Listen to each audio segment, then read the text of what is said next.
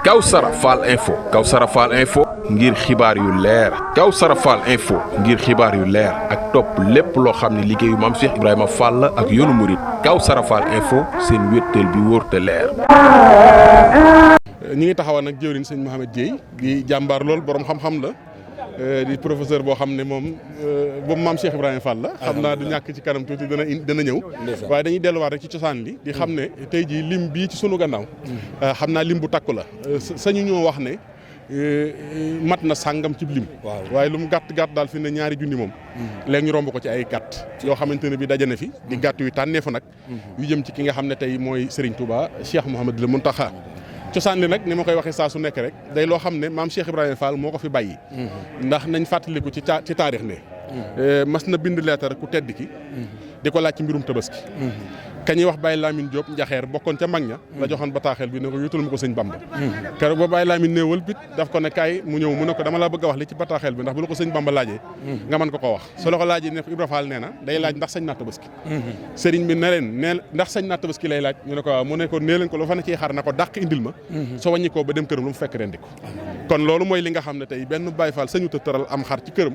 te du xarum sëñ bi daa dem ba not bu xarum sëñ bi xasee dem nag yow moom keccax ak géej gi sëñ Cheikh Mbor nee nañu woon lu ma ci am baax na wala sax nga peese ndawal ni sëñ Cheikh jëmm defoon ndax moom mas naa peese ndawal tabaski te junni xar la mujjee jox ki nga xamante ni bii mooy sëriñ bi loolu la ci Cheikh Ibra taamu woon daal kon nag xam naa dama lay jox rek nga wax ak mbokk yi ci àddina si su ko defee ñu xam dëgg-dëgg fi liggéey bi toll.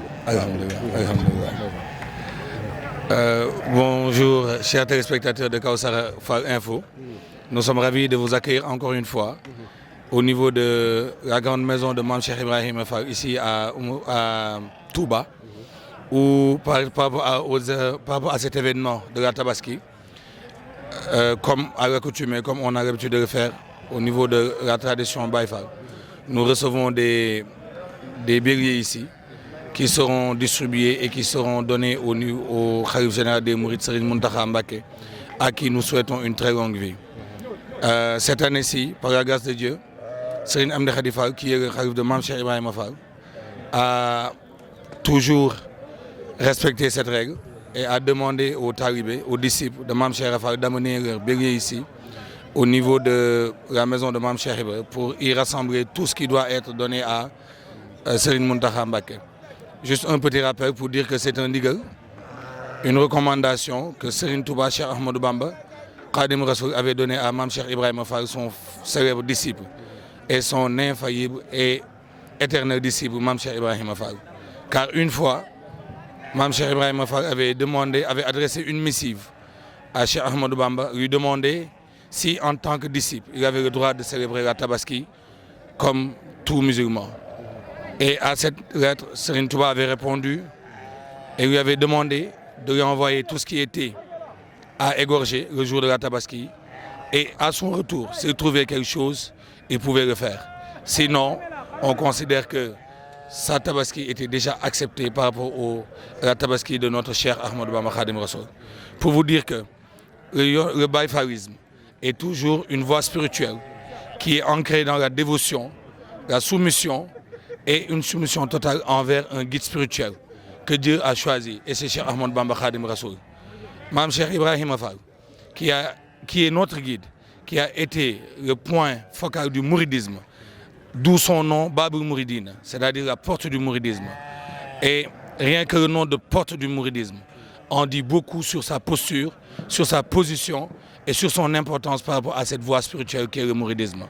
Et Mame Cheikh Ibrahima Fall nous a appris que sur la voie divine, on n'a que Dieu qui représente l'autorité et les humains qui représentent la servitude. Et donc, en tant qu'humains, nous devons de servir le Seigneur. Et il n'y a pas meilleure façon de servir le Seigneur que de suivre ses recommandations et de faire tout ce qu'il nous recommande de faire à travers un guide spirituel qui est Cheikh Ahmadou Bamba Khadim Rassoul. Donc, c'est dans cette optique que cette année-ci, comme vous le voyez derrière nous, on pense que le nombre de cette année qui sera distribué est un nombre qu'on ne peut pas citer pour l'instant. Et d'ici prochainement, vous aurez les bonnes informations. Mais ce qui est sûr et certain, c'est que quand Serigne Touba disait que mon présent est toujours une preuve des dons que Dieu m'a accordés, nous en avons la preuve et la certitude. Car derrière nous aujourd'hui, nous avons des milliers de bœufs ou bien des milliers de béliers qui sont offerts au Khalife général et qui va les distribuer aux Dara, aux imams et aux écoles coraniques de Touba. Rappelons que nous ne le faisons pas juste pour le faire, mais c'est parce que dans la communauté musulmane, les imams ont un rôle important à jouer, les Dara, les écoles coraniques ont un rôle important à jouer, et de ce fait, ceux qui ne peuvent pas s'accorder des moutons pour la Tabaski, en tant que musulmans, on leur doit de leur donner cette faveur et de leur offrir ces béliers. Et Serigne Amdi Khady Fall, qui est notre cher, a l'habitude de dire que si on doit donner au meilleur, on doit lui donner le meilleur. Et dans cette optique, tous les moutons que vous voyez ici sont des moutons de très bonne qualité, qui sont sains physiquement et qui ont été bien nettoyés. Et même de surcroît, ils seront parfumés avant d'être offerts au Khalife général des Mourides. Et donc, nous remercions le bon Dieu de nous avoir choisis et d'avoir fait de nous des disciples de Mame Cheikh Ibrahima Fall et de nous donner cette occasion et cette chance de pouvoir contribuer à cette activité d'une telle envergure. Donc nous remercions le bon Dieu, nous remercions le prophète d'avoir fait de nous des musulmans, nous remercions Cheikh Ahmadou Bamba Khadim Rassoul d'avoir fait de nous des mourides, mais nous remercions particulièrement Mame Cheikh Ibrahima Fall qui nous a fait don et une faveur énorme de faire en sorte qu'on fasse partie de sa famille, c'est-à-dire les Baye Fall.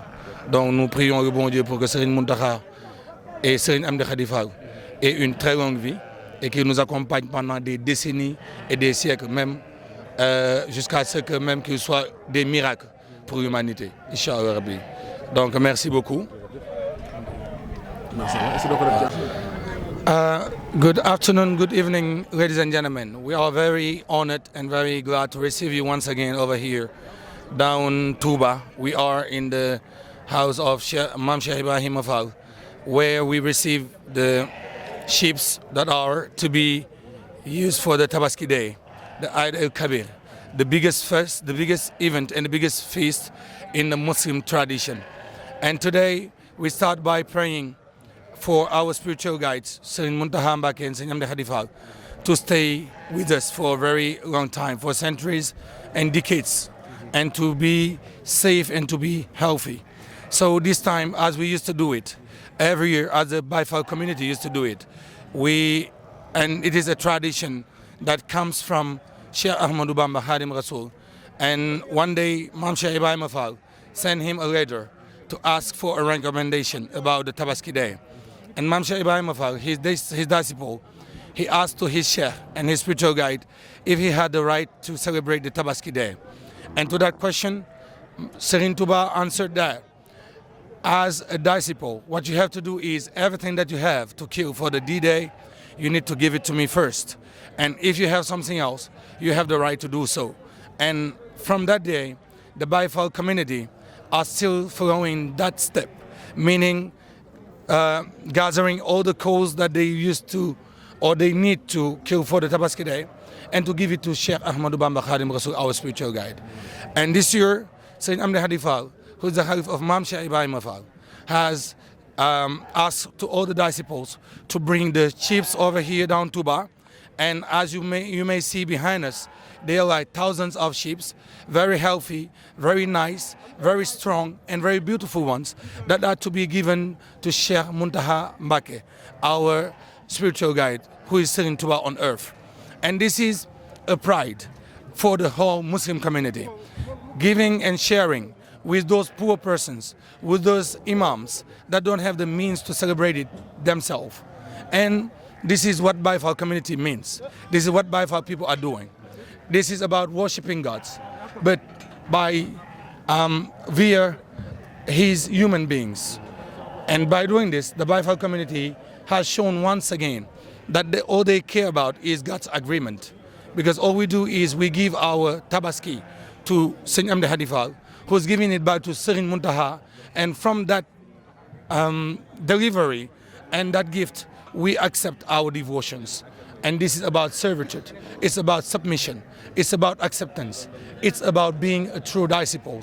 It's about accepting that when Tabaski is said, it's not about eating, it's not about celebrating, but it's about reinforcing our faith on God.